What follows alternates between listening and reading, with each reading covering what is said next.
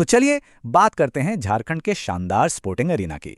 झारखंड को सब इसके मिनरल्स के लिए जानते हैं, पर यहाँ एक जबरदस्त स्पोर्ट्स कल्चर भी है। और इस कहानी की शुरुआत होती है राज्य के सबसे पॉपुलर खेल क्रिकेट से। झारखंड की क्रिकेट की विरासत दो बड़े मैदानों पर टिकी है, एक बिल्कुल नया और दूसरा ऐतिहासिक। साल 2013 में रांची का मॉडर्न जेएससीए कॉम्प्लेक्स खुला और एक नए दौर की शुरुआत हुई। वहीं दूसरी तरफ जमशेदपुर के कीनन स्टेडियम ने कई क्लासिक क्रिकेट मैच देखे हैं। लेकिन इस राज्य में स्पोर्ट्स का मतलब सिर्फ क्रिकेट नहीं है। यहाँ फुटबॉल और हॉकी के लिए भी खास ग्राउंड्स हैं जहाँ नया टैलेंट तैयार होता है। खासकर सिमडेगा का स्टेडियम बहुत अहम है। ये इलाका इंडियन हॉकी की नर्सरी माना जाता है।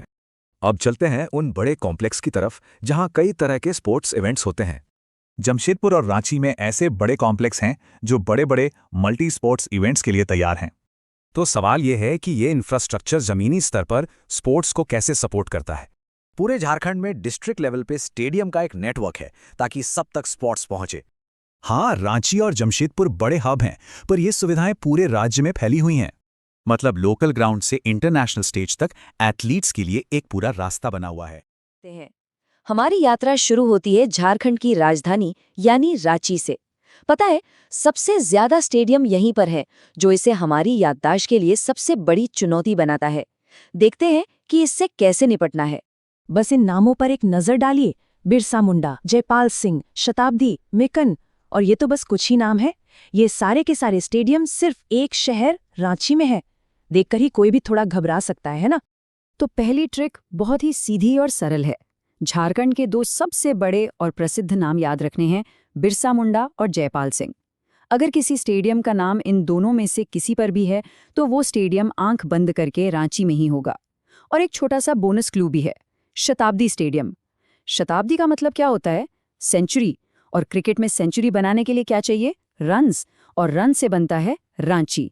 है ना ये एक आसान और जबरदस्त शॉर्टकट।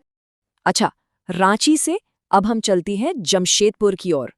यहाँ के लिए जो ट्रिक है ना, वो शायद इस पूरे विश्लेषण की सबसे क्रिएटिव और यादगार ट्रिक है।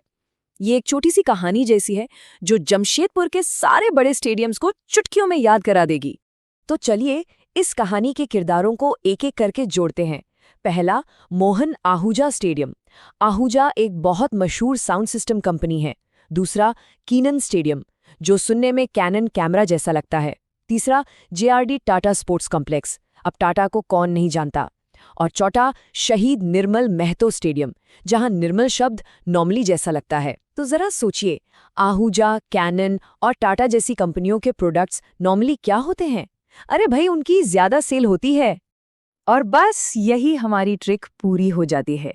ज्यादा सेल, ये शब्द सुनने में बिल्कुल जमशेदपुर जैसा लगता है ना? ज्यादा सेल, जमशेदपुर। देखिए, इस एक छोटी सी कहानी से जमशेदपुर के 4 सबसे जरूरी स्टेडियम हमेशा के लिए याद हो गए। है ना ये कमाल की ट्रिक? हाँ, ये एक बहुत अच्छा सवाल है। एक और स्टेडियम है जिसका नाम मोहन से शुरू होता है और इससे अक्सर लोग कंफ्यूज हो जाते हैं। तो आइए इस उलझन को भी हमेशा के लिए दूर कर देते हैं ताकि कोई भी गलती की गुंजाइश ना रहे। यहाँ देखिए, सब कुछ एकदम साफ है। मोहन आहूजा इंडोर स्टेडियम जमशेदपुर में है, जो हमारी ज्यादा सेल वाली ट्रिक का हिस्सा है। वहीं मोहन कुमार मंगलम स्टेडियम बोकारो में है। तो बस आहूजा और कुमार मंगलम का फर्क याद रखना है। तो अच्छा, तो रांची और जमशेदपुर की पहेली तो सुलझ गई। अब चलिए झारखंड के कुछ और शहरों का रुख करते हैं और वहां के स्टेडियमों को याद करने के लिए कुछ और मजेदार और स्मार्ट ट्रिक्स देखते हैं। सबसे पहले बात करते हैं हजारीबाग में कर्जन ग्राउंड की। कर्जन शब्द सुनने में कैसा लगता है? कर्ज जैसा, है ना? और जब कोई कर्ज लेता है तो वो आमतौर पर कितने में होता है? हजारों में। तो बस कर्ज, हजार, हजारीबाग हो गया याद। अगला शहर है धनबाद और यहाँ है डिगवाड़ी स्टेडियम। डिगवाड़ी सुनने में गवादी जैसा लगता है, मतलब कुछ खो देना। और लोगों को सबसे ज्यादा अफसोस किस चीज को गंवाने का होता है? अपने धन का।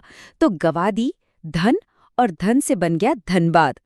और आखिर में बात करते हैं बोकारो की। यहाँ 2 स्टेडियम हैं, मोहन कुमार मंगलम और सेनापति स्टेडियम।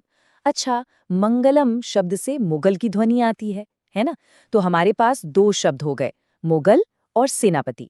अब सोचिए, इतिहास का कोई प्रसिद्ध मुगल सेनापति कौन था? बैरम खान। और बैरम सुनने में बोकारो जैसा लगता है। बैरम, बोकारो, इस तरह ये दोनों स्टेडियम बोकारो से जुड़ जाते हैं। अच्छा, इन सारी मेमोरी ट्रिक्स के साथ साथ चलिए रांची के एक स्टेडियम से जुड़ा एक बहुत ही यादगार ऐतिहासिक लम्हा भी जान लेते हैं।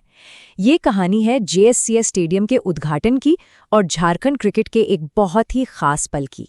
तो बात है साल 2013 की, जब रांची के जेएससीए अंतर्राष्ट्रीय स्टेडियम परिसर का उद्घाटन हुआ और यहाँ पहला इंटरनेशनल वनडे मैच 19 जनवरी 2013 को भारत और इंग्लैंड के बीच खेला गया था। और सबसे खास बात यह है कि भारत ने इस ऐतिहासिक पहले मैच में जीत भी हासिल की थी। तो चलिए इन सारी स्मार्ट ट्रिक्स को एक बार फटाफट दोहरा लेते हैं। ज्यादा सेल का मतलब है जमशेदपुर, हजारों का कर्ज है हजारीबाग, धन गंवाने का डर है धनबाद, शताब्दी यानी सेंचुरी के लिए चाहिए रन जिससे बनता है रांची, और मुगल सेनापति बैरम खान हमें याद दिलाता है बोकारो की। तो इन आसान और असरदार ट्रिक्स के साथ अब झारखंड के स्टेडियमों को याद रखना बहुत ही आसान हो गया है।